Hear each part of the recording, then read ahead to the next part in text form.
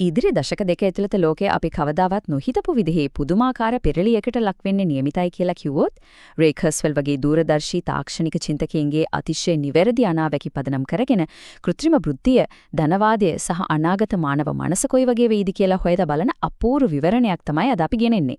මේක නිකන් අනාගතය ගැන හිතන එකක් නෙවෙයි, අපේ අනාගතය හැඩගස්වන ඇත්තම බලවේග තීරුම් ගන්න කරන ගවේෂණයක්.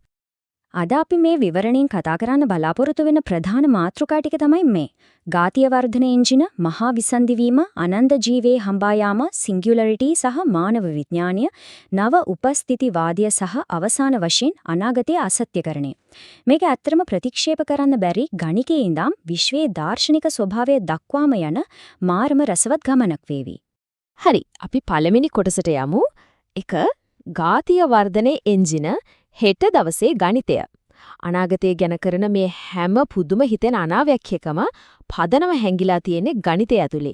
හරියටම කිව්වොත් පරිගණක බලයේ ඝාතීය වර්ධනය ඇතුලේ.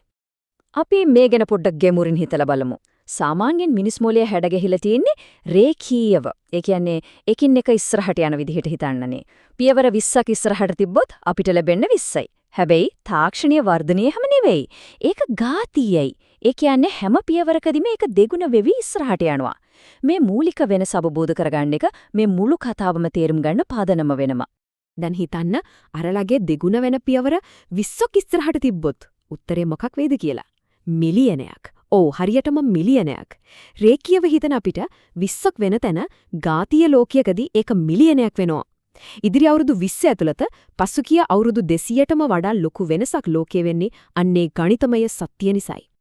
මේ ගණිතය අපේ සාමාන්‍ය ජීවිතයට සම්බන්ධ කරලා තේරුම් ගනිමු. 1986 වර්ෂයේදී ටෙරාබයිට් එකක හાર્ඩ් ඩ්‍රයිව් එකක් කාමරයක් තරම් ලොකුයි. ඒ වගේම මිල ඩොලර් මිලියන 4ක් විතර වුණා. හැබැයි අද වෙද්දි ඒක අපේ සාක්කුවේ දාගෙන යන්න පුළුවන් තරම් පොඩි වෙලා මිල ඩොලර් 40කට විතර බැහැලා. පරිගණක බලයේ මේ වගේ මිලියන ගුණයක වර්ධනයක් අපි දැනටමත් අපේ ඇස්පැහන අපිටම දැකලා ඉවරයි.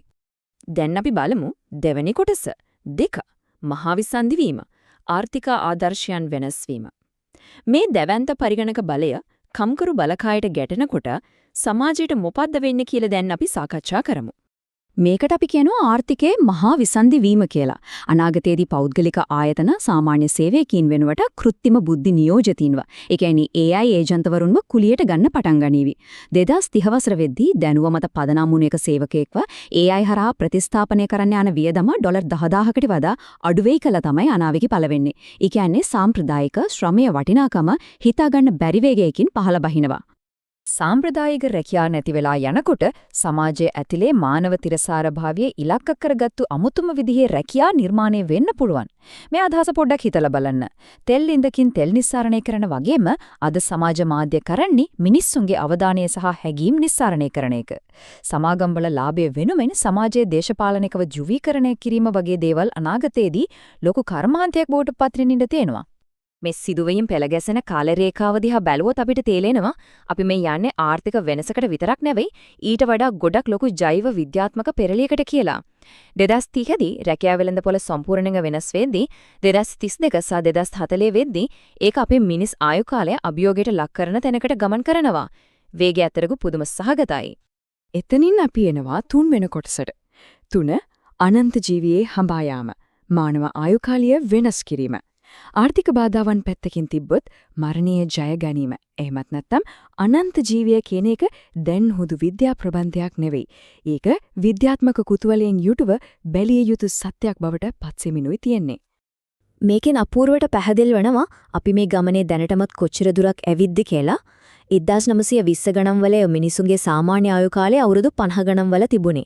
ඒත් අද වෙද්දී ඒක අවුරුදු 80ක් දක්වා වැඩි වෙලා. ගතෝනේ අවුරුදු 100ක් වුණාට වෛද්‍ය විද්‍යාවේ සහ තාක්ෂණයේ දියුණුව නිසා දැනටමත් අපේ ජීව විද්‍යාත්මක ආයු කාලයට තවත් අවුරුදු 30ක් එකතු වෙලා ඉවරයි. හැබැයි පොඩි ප්‍රශ්නයක් තියෙනවා. 2032 දී මේ අනන්ත ජීව තාක්ෂණය මුලින්ම ලැබෙන්නේ ධනවතුන්ට විතරයි කියලා තමයි කියවෙන්නේ. සාමාන්‍ය ජනතාවට මේක විවෘත වෙන්න 2040 විතර වෙයි. ඉතින් මේ අවුරුදු 8 පරතරය අපි කොහොමද බේරිලා ඉන්නේ? දරිද්‍රතාවයෙන් මිදෙන එක, විශ්වීය ඉහළ ආදායමක් බලාපොරොත්තු වෙන එක, එහෙමත් නැත්නම් ටිකක් විහිළුවට වඩා කිව්වොත් මේ තාක්ෂණය ගන්න පුළුවන් ධනවත් කෙනෙක් හොයාගන්න එක තමයි මේ අන්තර්කාලීන පරතරය පියවා ගන්න තියෙන විකල්ප. හරි. ඊළඟට 4 වෙනි කොටස. 4 සිංගියුලාරිටි සහ මානව විඥානය. දැන් අපි ගමන් කරන්නේ තවත් ඈත අනාගතයකටයි. දැන් අපි 2045 වගේ ඈත අනාගතයකට ගියොත් ඩොලර් 10කට මිනිස් මොලේට වඩා මිලියන ගුණයක් බලවත් පරිගණකයක් ගන්න පුළුවන් යුගයක් එනවා. මේ කාලෙදී AI ඒජන්ට්වරු තමන්ටත් විඥානයක්, ඒ කියන්නේ කොන්ෂස්නස් එකක් තියෙනවා කියලා කියන්න ගත්තොත් අපේ විද්‍යාත්මක දැක්ම සම්පූර්ණයෙන් වෙනස් කරන්න වෙනවා. දැනට අපි හිතන්නේ මොලේ පරමාණු එකතු වෙලා විඥානය මතුවෙනවා කියලා. හැබැයි අනාගතයේදී අපිට පිළිගන්න වෙයි විඥානය කියන්නේ දැනටමත් පවතින දෙයක්, ඒක සංකීර්ණ රටාවකට ඇතුල් වෙනවා. එහෙමත් නැත්නම් ඉන්ග්‍රස් වෙනවා කියලා. මේක කොච්චර ලොකු සිතිවිලි අවදි කරන පෙරලියක්ද කියනවනම් මේ උපමාවෙන් එක මාරම ලස්සනට පැහැදිලි වෙනවා. අපේ මනස භෞතික ශරීරයෙන් අයින් කරර ඒක නිකම්ම රටාවක් බවට පත් කරන සංකල්පය හරියටම සාගරයේ හිටපු මාළු පළවෙනි වතාවට ගොඩබිම විදින්න පුළුවන්ද කියලා කල්පනා කරපු ඒ ඓතිහාසික මොහොත වගේ. ඒක අපේ පැවැත්මේ සම්පූර්ණ පරිවර්තනයක්. පස්වන කොටස 5 නව උපස්ථිතිවාදය බහුමාධ්‍ය සංස්කෘතික කැන්වසියක්.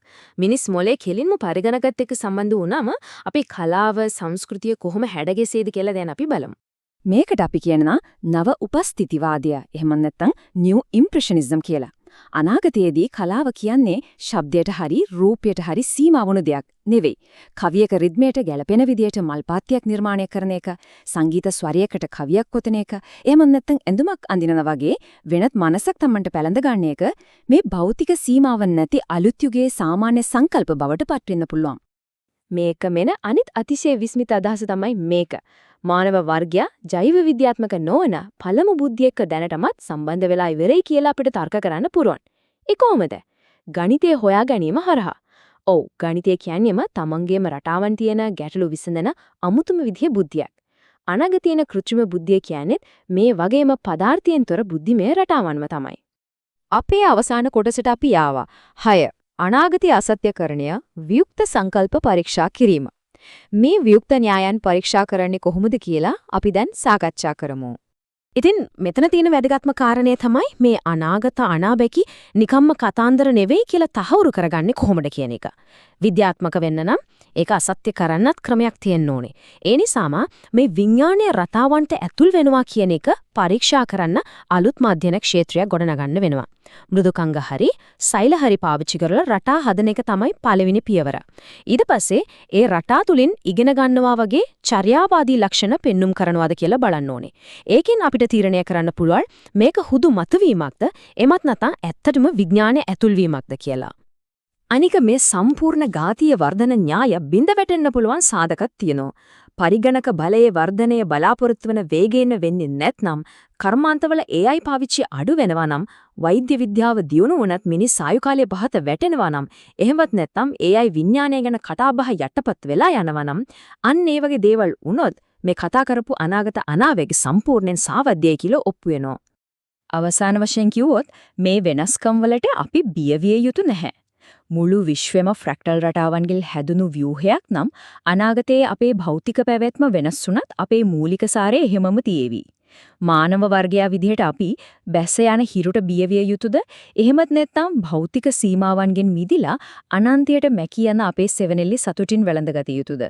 මේ ගැඹුරු ප්‍රශ්නයක් එක්ක අද මේ විවරණය අපි අවසන් කරනවා. එක දෙයක් විශ්වාසයි අනාගතයේ අනිවාර්යයෙන්ම අපි හිතනවට වඩා ගොඩක් අපූර්ව වේවි.